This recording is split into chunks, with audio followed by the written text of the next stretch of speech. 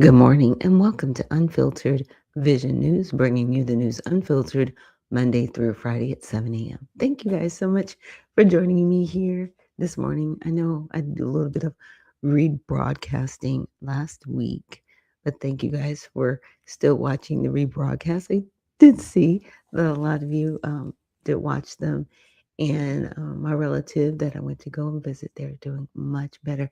So, also thank you for your prayers. And with that, let's get into honoring God with our body. Let me make a quick adjustment with my camera here. Oh, visual effects. Because I was like, yeah, I'm running a little bit slow, a little bit slower than usual. But let's get into honoring God with our body. So, God, please guard our mind and our thoughts. God, help me to fix my thoughts on what is true and honorable and right and pure and lovely and admirable. So I would think about things that are excellent and worthy of praise. God, please protect my ears and help me listen to your voice. God, help me to be quick to listen, slow to speak, and slow to become angry. God, please protect our eyes from sin's damage. God, I make a covenant with my eyes not to look lustfully. God, please speak life over our mouths. God, set a guard over our mouth. Lord, keep watch over the doors of my lips. God, please help our hands to serve generously. God, help me to do good to everyone, and especially to those who belong to the family in the faith. God, please protect our reproductive organs and help us to honor you, God, with purity. God, help me to honor you with my body. And God, please protect our feet as we walk along your path. God, let your word be a lamp for my feet and a light on my path. So, guys, again, thank you so much for joining me here this morning on Unfiltered Vision News for this Monday recap. And with that, let's get into our trending topics on X. We're first going to look at a study that reports 84% benefit from ivermectin and benzodal in cancer patients. Okay, that's something new. And Lawrence Mayor Brian DePina was arrested for allegedly 1.5 million in COVID loan fraud. There's been a lot of politicians that got in caught up in fraud, even in Georgia, like the PPP loans, that whole situation. There's a few of them. And then Ennis Cantor Freedom declares for the 2027 WNBA draft. Like, they need to stop trolling the WNBA. I don't know if it's a troll or if they just want to make a point. Like, your logic is just not working. So let's check out this study briefly. So the peer-reviewed paper in anti-cancer research followed patients prescribed the drugs through telemedicine, relying on self-reported outcomes from 122 who completed 6-month surveys. Common cancers included prostate and breast, with mostly mild side effects reported.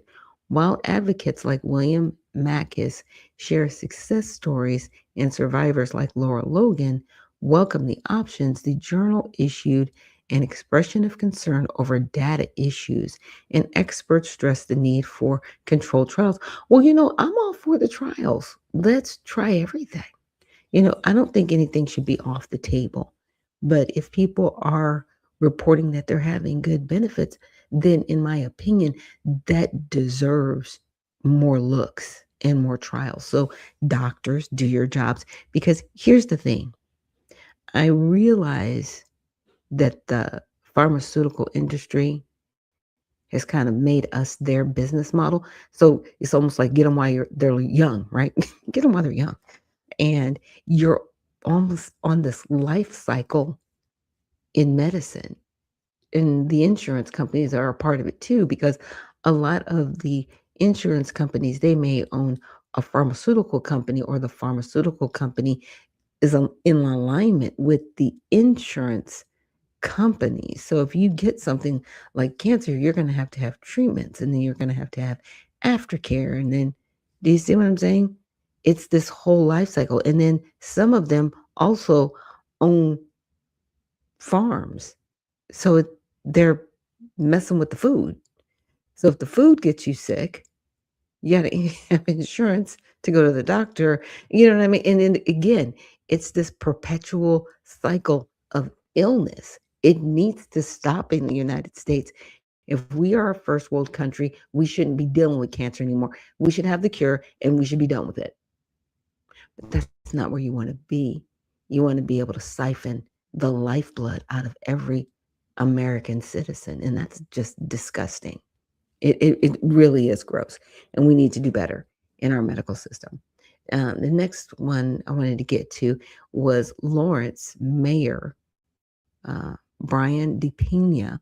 He was arrested for allegedly 1.5 million in COVID loan fraud. So the 61-year-old Democrat faces federal wire fraud and money laundering charges after securing over 1.5 million in COVID-19 small business loans for his tire business.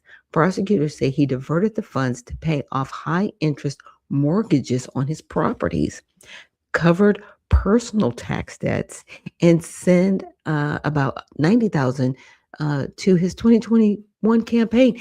I think that's kind of the similar situation happened to the lady in Florida because she did that. Well, hers was kind of like, I guess, an overpayment. She had a contract or something like that, and she got an overpayment, and she used it for her campaign funds too. Okay, and she got a trial. So what are we doing with this guy? We'll see what happens next, right? So DeBending was elected a late mayor in 2021 and reelected in 2025, appeared in Boston federal court that day, was released, and now risks up to 30 years in prison. His attorney later rear-ended a parked car while dodging reporters outside. Yeah, sometimes it's not good to run away. Just stand your ground. What are you afraid of? Mm, that's the bigger question. Why are you running? Huh? Why are you running? Don't run. Causes more problems, right? And then to the third, Enes Kanter Freedom declares for the 2027 WNBA draft. And stop trolling. Royce, stop trolling. I'm trolling. Anyway, Freedom told interviews the WNBA allows players who identify as women, and he is ready to compete. He also suggested merging the NBA and WNBA if biology no longer separates leagues. Okay, interesting. The move revives debates over eligibility after comments from players like Sophie Cunningham and Caitlyn Jenner's support for barring biological males amid the league's unclear rules on transgender participation in a poll showing most Americans are uncomfortable with it. We should be, because you're men. Men should not be competing against women, period. And I know these individuals are like, well, I'm transgender and I'm a woman. No, you're not. You are not a woman. And you know you're not a woman. Stop that. Stop trolling. Because to me, that's a complete troll. All of this that's going on, you are someone who definitely needs psychological help, right? Again, I think Ennis is trolling, but to the root of the matter, there are people that do have it's a problem because you are not a woman. And whoever's made you believe that you are, that's a problem because that's not who you are, because that's not how you were born. And there's no, I was assigned this at birth. No, you weren't assigned anything at birth. You were born a male or a female. Okay. And God has known who you are while you were knitted in your mother's womb. Okay. Male or female. That's it.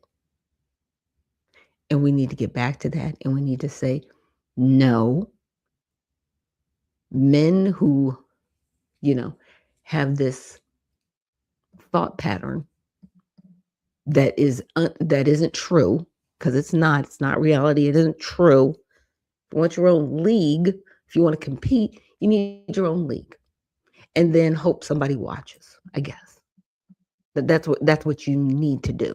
But you need to stay out of women's locker rooms. You need to stay out of women's spaces. You need to figure it out on your own. But women's sports are for women, and that's it. That's it, and that's how it should be. Now let's get to all sides. Now I found this fascinating. I kind of came across it and I was like, okay, we're going to get to some news. But I was like, should a journalist call a politician a liar? Right? Now, in a conversation with Temple, now I'm not going to go into it, but that's a very valid question. Should a journalist call a politician a liar? I mean, unfortunately, people believe that that's the standard, that most politicians are liars. I think politicians need to understand that. Like, everybody, no one believes you. I think the bigger question should be, are politicians propagandists? Are they just there to spread propaganda, right? And really sway the public with propaganda? Because being a liar these days, there's no shame in it. Nobody's being shamed for lying anymore. Tell me who's the last person ever shamed for lying? Nobody. You try. I mean, a lot of times they're like, Donald Trump is a liar, and this person is a liar. Shut up. They're lying.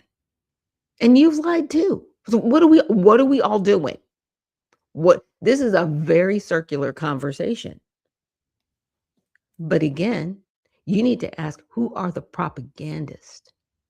Who are really spreading propaganda and sticking behind it, right?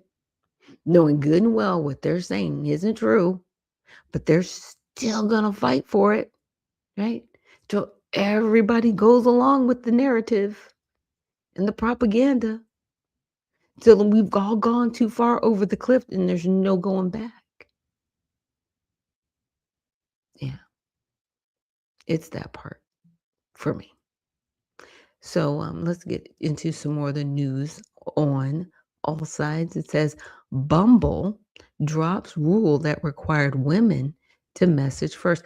I guess, okay, so popular dating app Bumble has axed its signature feature that required women to message first when matching a prospective male partner. Okay, all of that's just weird. But, dating apps are what they are. I'm grateful I'm out of the dating pool because my goodness, can imagine dating today. Um, but are they trying to make sure that men are gentlemen? I don't know. A man probably should reach out. But dating apps are just, they can be interesting and they can definitely be a cesspool for fraud. So be careful. Definitely. Ukraine continues high volume, long range drone strikes against Russia with attacks on Moscow, Rostov, and Samara. I just need to stop. Trump says he will make Strait of Hormuz his territory. Okay, this stuff right here, bro. I'm Trump says that he will declare Strait of Hormuz his territory. He can't do that. And we all should know he can't do that. Is he just saying things? Is he trolling? Is it propaganda? I don't think any of it's true. You can't just go to another country and declare it your territory when it's out of our hemisphere, when we just had this conversation about Venezuela. Like, stop that. It's stuff like that. Stop that. Let's be realistic. Let's dial it back. Right, right. Let's dial it back. Cambridge professor Jason Arday found unalived after fraud allegations, political controversies. That's really sad. Oh no, that's terrible. The WNBA officials discussed transgender athlete rules, make no immediate changes. Yeah, they're being weird in the WNBA. What did you think was going to happen when you opened up the door to this? They can play right with us. They're men. Now you got two ex NBA players or former NBA players that are like, well, if that's the case, I'm a woman and I want to play. And based on your logic, you got to let them. You can't stop them. So what do you? So now y'all are stuck, and you're going to have men that are a lot bigger, a lot stronger, and a lot more agile at this game than women are. We are different. You've just destroyed the whole purpose of the franchise. Because if you're not going to make a difference between the two, just let a woman join an NBA team. right? Just let that happen. And then it's just going to be a co-ed sport at that point. And it'll still be the National Basketball League. It'll just be co-ed, right? Is that what we're doing? Or are we just going to, like the way the baseball team's banana ball, even banana ball is all men. There's no women on the banana ball baseball teams. Y'all should check it out. It's hilarious. And then Trump admin ends federal funding of gender care for minors. Good deal. I'm glad that that's happening. And the FAA hires 2,000 gamers as air traffic controllers amid shortages. I had heard something about that. I find that fascinating that the gamers can do that.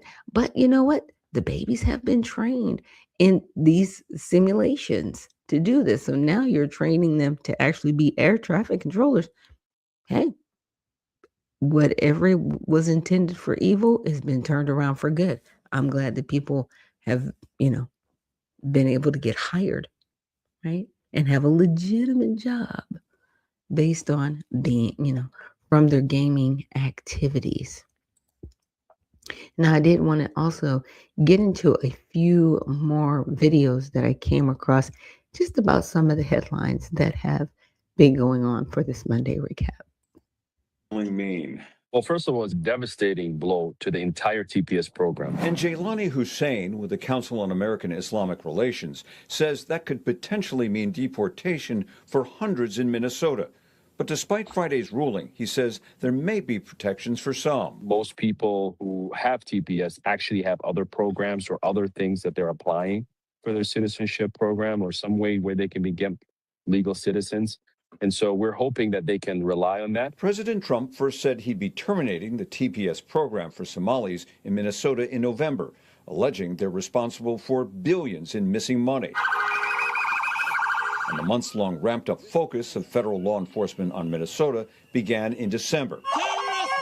Homeland Security told us multiple times they were seeking out people in the country illegally and the, quote, worst of the worst. The TPS program was set to end in March, but a judge's ruling put that on hold until now. So what does this mean for folks with TPS status in Minnesota right now? I recognize this may be extremely daunting, scary. Immigration attorney Roger Sy says the ruling essentially says the Department of Homeland Security has the authority to end the TPS program.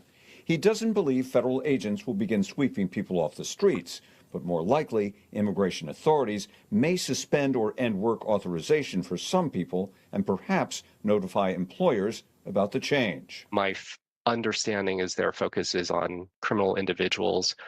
Certainly there will be an impact immediately in terms of work authorization.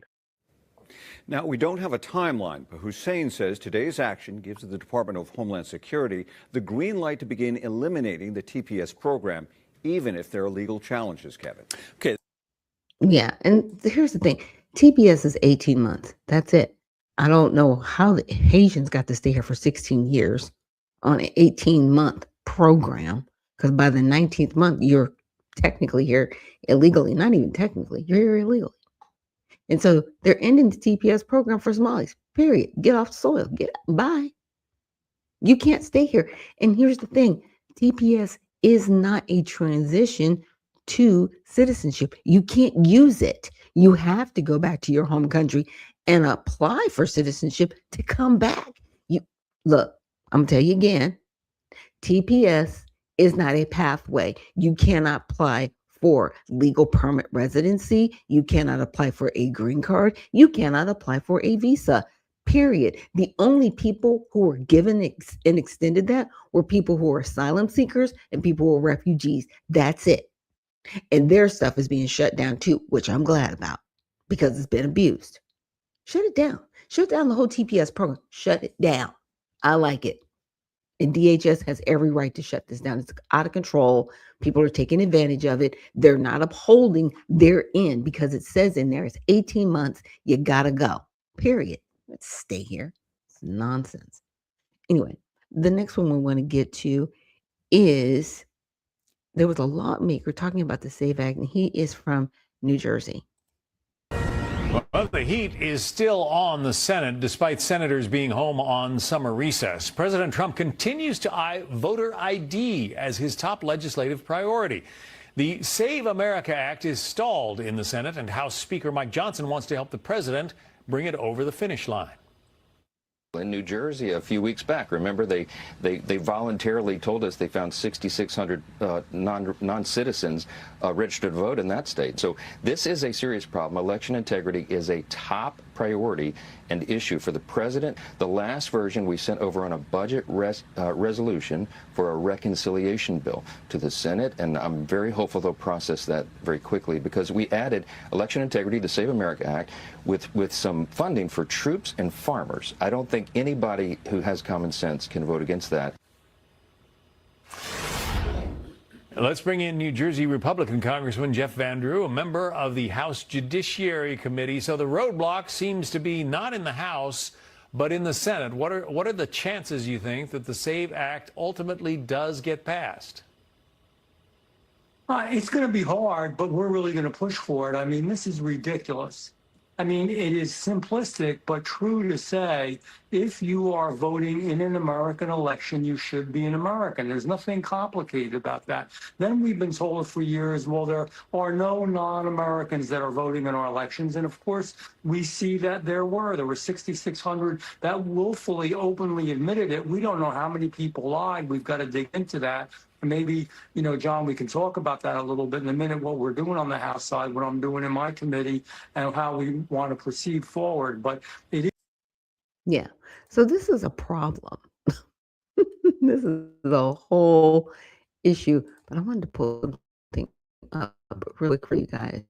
Because, of course, while I was away, I was, I did a little bit of compiling some stuff. But, the SAVE Act is a big deal. And in my opinion, the issue that the Democratic Party specifically keeps coming back to, they keep trying to use married women, number one, and they also keep trying to use Black people, right? They're always trying to use us.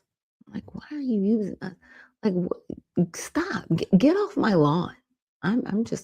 I'm over it. Get off my lawn, right? So I went to Grok, actually, and I was like, there are some common documents that you need to have when you're getting certain things, a driver's license, a state ID, or a bank account, right? You need certain documents. And so I looked into it, and I said, can you tell me what you need to give? Driver's license, state identification, or bank account. So for an ID or driver's license, and we're just using Georgia as an example, you need a birth certificate, right? Or from the Bureau of Vital Statistics or equivalent, not a hospital copy, because some people get their, it's called a certificate of birth, right? And it might be like a little small one. They're talking about the official document. It's like an 8x10 document of your U.S. birth certificate. An unexpired U.S. passport or passport card. That's one of the options you can use. An official counselor report of birth abroad, which are these documents in FS 240, FS 545, DS 1350, or a certificate of naturalization, right? Or a certificate of citizenship, certified copy. So any one of these proofs of documentation in the state of Georgia allows you can use it to get a driver's license. These are one of the documents. This is the proof of identity. Then you have to have proof of a social security number. Your original social, W-2, 1099, showing your name and your social, which that's kind of wonky. A pay stub showing, that's still wonky, or other SSA documents, tax returns, or certain benefit letters that show your phone number. And that's weird, in my opinion. If you have a social security number, I don't care if you lost it, you can get one. And you can get a receipt from the Social Security office. See, to me, this, like the W-2 and the pay stub, because you can always lie on that. And they're not checking at the DMV. You just got to show them to them. That's very wonky, Georgia, you need to fix that. You need to tighten it up. Completely tighten it up. If it's not a social security card, it's not acceptable, period. And you're not getting a state ID, and you're not getting a driver's license, period. So it says other SSA documents, tax return, or certain benefit letters that show the full number. In my opinion, you need to have a receipt from the Social Security office, not something that people can fraudulently, produce, because there's that too. Yeah, there's got to be a mechanism for the people at the DMV to check and validate that Social Security number, put it in the system, and make sure these people are who they say they are. And if it's not, then they can't get the driver's license. They cannot get a state ID. Period. Now, a lot of people think, well, that's kind of harsh. No, it's not. It's not harsh at all. Not at all. Or you've got to have proof of residency, right? 2 documents, utility bill, bank, credit card, or other financial statements. That's interesting. You can use that, right? Okay, so let's moving along. To open up a bank account, you need a driver's license, right? Or state ID. You need a social security number, okay? And you need personal information, full name, date of birth, right? Proof of address, initial deposit. So there's some similar documents that you need to open up a bank account that are very similar to an ID or a driver's license. Interesting, right? So additional items may be required depending on the bank. For non-citizens, a passport, immigration documents, for business accounts, EIN, and formation documents, right? But again, like I was saying, I was trying to tie it in. So I said, can you tell me the document that these all have in common? So here's the documents that they all have in common. You all need to have a passport or a birth certificate, all of them.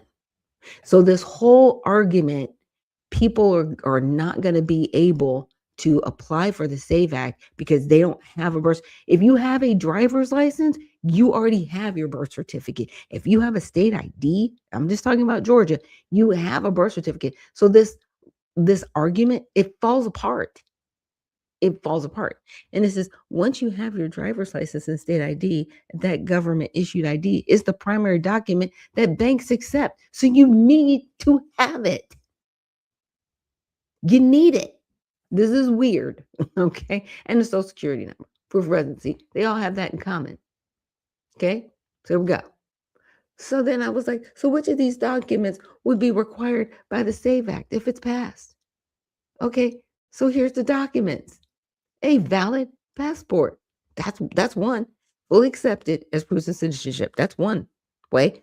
Or a birth certificate, that's another way.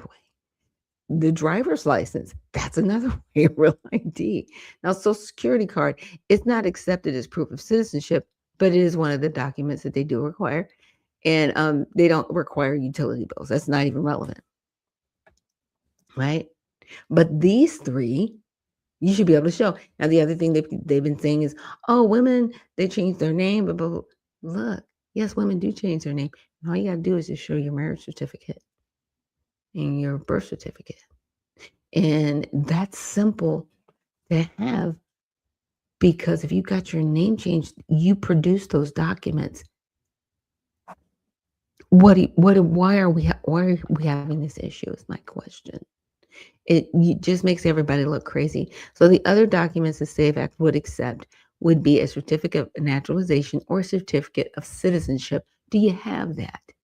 A consular report of birth abroad, right? Military ID, military service records showing your birthplace, certain other specific government documents, okay? And it says adoption decree showing U.S. birth or an American Indian card with KIC classification. And those are for Native American Indians, right? It's weird. So I said there's controversy about it, required the SAVE Act, and this act requires fewer documents than a driver's license or bank account. Yes, that comparison is largely accurate in terms of the number and type of documents required for the core purpose of each process. The SAVE Act doesn't require that much. The main document is proof of U.S. citizenship, period. That's it. You have a valid passport, right? Or you have a government issued ID, right? And we're just using Georgia as an example, right? Your driver's license or your ID plus one of the following: your birth certificate, certificate of naturalization, certificate of citizenship, the consular report of birth abroad, or there's a few other specific documents that they'll allow you to use to validate you are who you say you are and you are a naturalized citizen allowed to vote in our elections. That's it. So using Black people and married people is married women specifically, it's dumb. Just say you want to cheat, and I think we'll all have an honest conversation because that's what you're doing. You just want to cheat, and you just want to defraud the American public. You want everyone discouraged with the voting process to the point they get so frustrated they just go and sit on the couch. So you can just run the tables wherever with people that are here illegally voting in our elections. That's not going to happen. Okay? They're going to get this act passed. People are going to start acting like they have some common sense in this country. And we're going to get better people in office because obviously everyone has shown that they don't care about this country. And we need better people in office. So I want to thank you guys so much for joining me today for our Recap Monday broadcast. I really missed you guys. And we'll be back tomorrow with Tell It All Tuesday. So remember, stay well, stay focused, and stay unfiltered. We'll see you in the next one.